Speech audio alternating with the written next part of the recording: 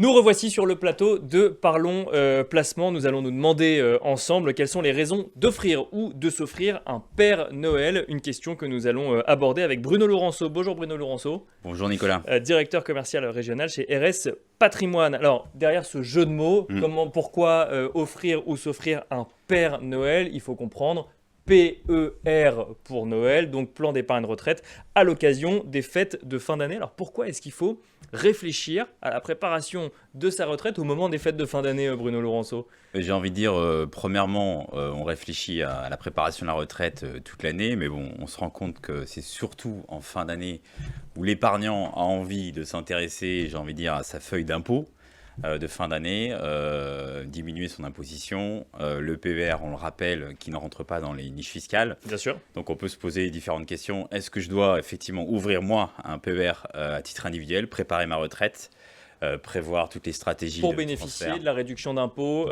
du PER sur l'année 2024. Exactement. Lorsqu'on paiera son impôt sur le revenu au titre de 2024 en 2025. C'est ça, tout D'accord. à fait, mon cher Nicolas.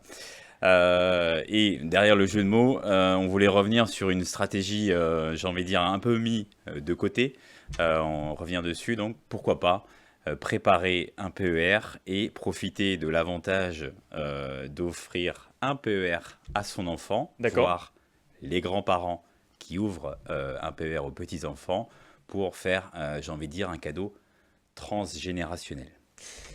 On peut encore offrir un PER à ses enfants, c'est possible aujourd'hui, puisque depuis le 1er janvier, on ne peut plus l'offrir à un enfant mineur, mais on peut quand même l'offrir à un enfant majeur, c'est ça qu'il faut garder en tête? C'est ça qu'il faut garder à l'esprit, en effet. Donc, on reste sur la logique qu'on connaît tous, c'est-à-dire, donc, j'ouvre, bon, pour ma fille, imaginons, qui a 18 ans demain, donc j'ouvre un PER, j'ai la possibilité, comme toute personne qui n'a pas de rémunération, donc c'est 10% du plafond annuel de sécurité sociale. D'accord. Donc, on va parler du plafond en cours, plus les 3 précédents, donc environ 16 000 euros. D'accord. Que Oui, je parce vais qu'on pouvoir... peut reporter les 3 précédents plafonds si on ne les a pas utilisés, c'est ça? C'est ça, exactement. Et donc, c'est ce qu'on va pouvoir venir alimenter dans le PER. Donc, les grands-parents peuvent venir, j'ai envie de dire, faire ce cadeau à leurs petits-enfants. Bien sûr.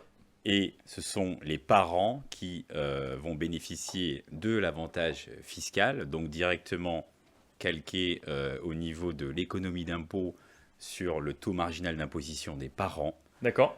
Des parents ou des grands-parents? Des parents. Des parents. Donc c'est les grands-parents qui offrent, mais c'est les parents qui bénéficient de l'avantage fiscal. Exactement. D'accord. Et donc ce sont petits-enfants qui vont pouvoir notamment débloquer ce PER quand ils vont acheter la résidence principale. Donc c'est un cadeau pour tout le monde, si je comprends bien, si ça vient des grands-parents quelque part. J'ai envie de dire, c'est un beau cadeau pour tout le monde, que ce soit les enfants, les petits-enfants et pourquoi pas les grands-parents.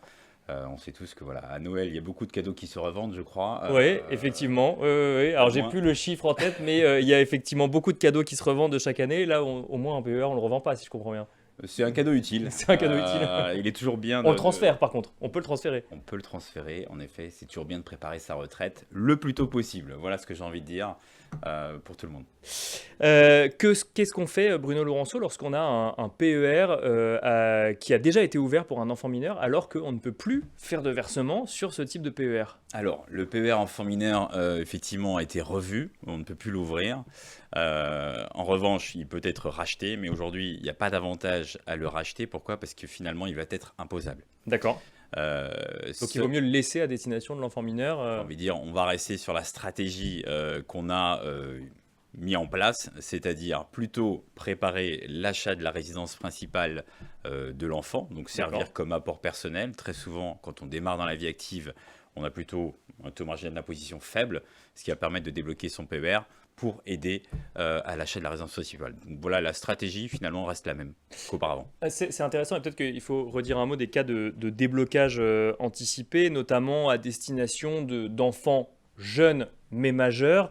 Quand on a effectivement une petite somme sur un PER qui a été versé par les parents ou les grands-parents, c'est bloqué jusqu'à la retraite, sauf certains moments de vie particuliers. Donc ça peut servir comme un coup de pouce quelque part à quelques années pour les enfants. Ouais, on ne va pas parler des accidents de la vie, hein. Bien sûr. On va parler des cas qu'on va le plus présenter, c'est l'achat de la résidence principale. Mais quand je rachète au titre de l'achat de la résidence principale, je vais refiscaliser les sommes. Les intérêts générés sont à la flat tax. En revanche, il y a un cas qui reste intéressant, c'est les fins de droit aux allocations chômage. Et là, effectivement, je ressors en exonération d'imposition et prélèvements sociaux, donc sur les plus-values en revanche. Donc ça fait une sorte de matelas de sécurité un peu d'avoir un PER lorsqu'on commence dans la vie, même si on n'a pas beaucoup de fiscalité encore normalement vis-à-vis de ses premiers salaires. C'est ça. Donc c'est un beau cadeau à faire, à réfléchir pour cette fin d'année. Dernier sujet avant potentiellement afin de comprendre un petit peu au global le sujet PER et notamment PER en fin d'année. On a évoqué donc les cadeaux qui se revendent et les PER qui se transfèrent. Transférer un PER, est-ce que c'est une opération qui reste intéressante ou est-ce qu'il faut quand même anticiper d'éventuels frais, d'éventuelles complications, d'éventuelles démarches administratives? C'est un point très important. Premièrement, est-ce qu'il est intéressant de transférer? Ça, c'est déjà la première question. Oui, non. Il y a des anciens contrats qui ont des garanties très fortes, que ce soit en taux technique ou en table de mortalité. Donc, tout s'étudie. Donc, tout l'intérêt d'être toujours bien accompagné avec un gestionnaire de patrimoine. Et il y a quand même une bonne nouvelle qui est arrivée cette année, donc loi Industrie Verte, depuis le 24 octobre 2024, donc tout récent, les anciens produits, donc on va parler des Madelins, des PERP, qui pouvaient prévoir des frais de transfert maximum jusqu'à 5%. Donc on est revenu mettre les mêmes 1% qu'aujourd'hui il y a sur le PER, mais qui sont sur une durée de 5 ans. D'accord. Et donc on a aussi maximum 1% sur les anciens contrats, mais ça reste sur la durée de 10 ans. Donc il est toujours intéressant d'étudier. Les nouveaux PER ont quand même une allocation d'actifs qui est beaucoup plus intéressante et variée. Bien sûr, oui. Donc c'est toujours intéressant de regarder. Et surtout, on peut avoir autant de PER qu'on veut. Et bien on finira là-dessus. Merci beaucoup Bruno Lourenço de nous avoir accompagnés donc, dans cette deuxième partie de Parlons Placement. Je rappelle que vous êtes directeur commercial régional chez RS Patrimoine. Merci beaucoup et on se retrouve tout de suite sur le plateau de Parlons Placement.